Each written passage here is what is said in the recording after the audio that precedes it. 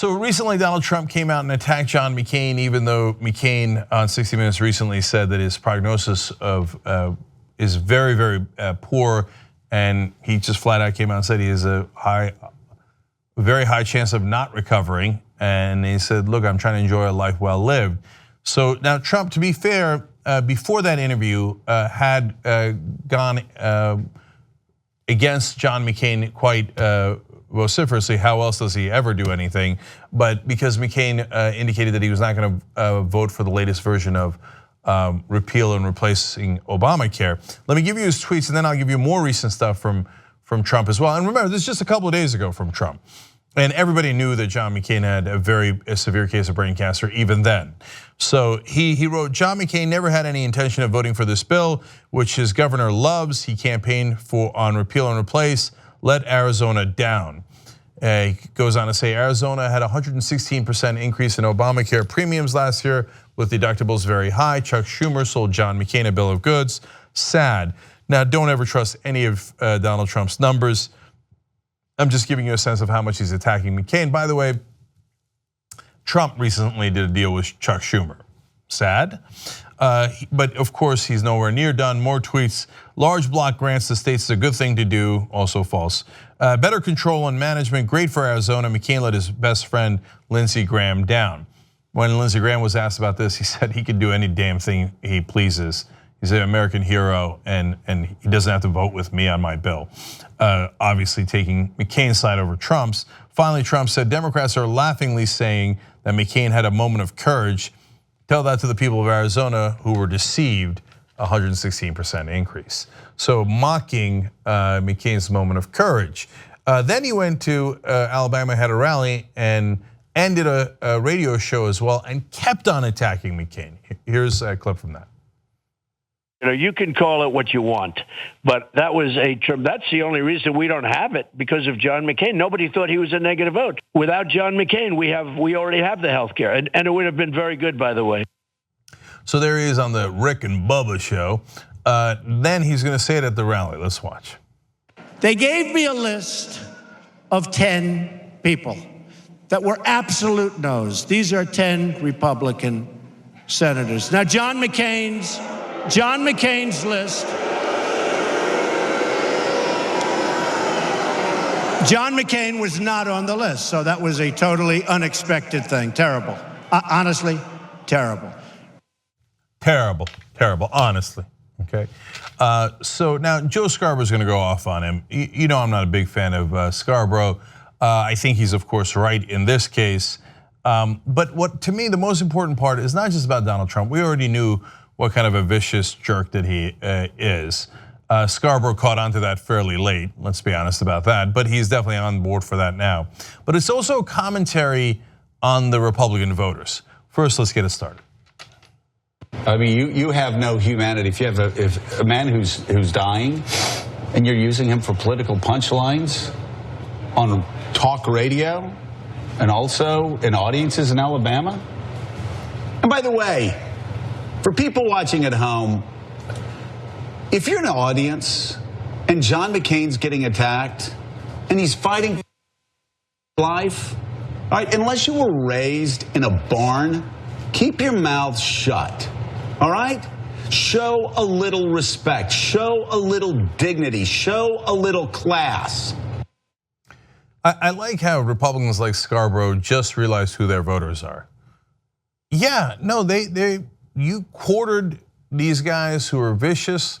You did the Southern strategy. You used dog whistle terms against African Americans for decades and decades, and then you've come to find out that your base is full of vicious guys who will boo a guy who is dying of brain cancer. Color me surprised. Well, it turns out Scarborough at least is surprised. He's going to keep on going. A man who served his country in uniform when he could have done what Donald Trump did. Could have avoided the draft. His father was one of the most powerful men in America. He could have stayed home like Donald Trump, and he could have chased models. Do you have the character to do that? Well, actually, if you booed John McCain, you've already answered that question. Someone has failed you in your life. And you need to examine that. If you still go to church, you need to pray for yourself this Sunday morning in church. And then when you get your head screwed on right and you start putting humanity ahead of politics, against of stupidity, against of the tribalism that is destroying this country, then go home and tell your children the story of John McCain and what he did when things got tough, and how he put others ahead of himself, ahead of his safety, even ahead of his freedom, ahead of his life. And if you can teach your children that lesson, maybe they will grow up to have a little more character than you. So look, I agree with all the things that he's saying here, but when he derides the tribalism, Trump didn't start that. Trump might be the culmination of that, but the Republican Party has been doing that tribalism for a long, long time now. And look, I often criticize Joe Scarborough for defending anyone in the establishment and the elite, and he's doing that here. But the guy's dying. So I totally agree with him that Trump has no bounds, and the people who are enjoying that and treating it like it's a wrestling match when a guy's life is actually hanging in the balance, that is not the right way to go. And yes, I agree they were not raised right. One last piece here. Well, it shows the extent of the nature of the party now that that's not what happens when John McCain gets mentioned at rallies by the president and his supporters. They boo. Yeah. Who raised them? Who raised these people? Because I guarantee you, I was raised in the same region, in the same socioeconomic background, going to the same Southern Baptist churches, going to the same public schools, going to the same public colleges, state schools that these people went to. So why ask? Who raised these people? Who have they become that they would boo a man who is fighting for his very life? And has served the country for and decades. Has served this country in uniform, who is a prisoner of war for this country, who was actually told, you know what? You can be released from prison because your father's really powerful. He's a powerful man. And so just walk out of the prison, go home. You can be reunited with your family. We'll stop beating you. We'll stop putting scars on your back. Go home. You will be freed.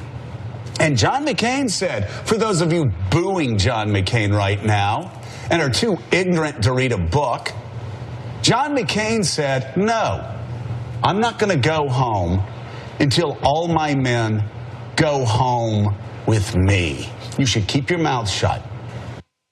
Now, all that is true, but remember, Republican voters had 17 choices. They chose Trump, they're still backing Trump. So Scarborough is right to be mad at Trump. And to be fair to Halperin and Scarborough, both guys I criticize often, but they're pointing out here, it's not just Trump, it is also Republican voters. And that's the state of the party as we stand right now. Now, if they reject Trump later, maybe they are a little bit better than Trump. But for now, they're not. Help us build independent media together. Come join us, tytnetwork.com/join.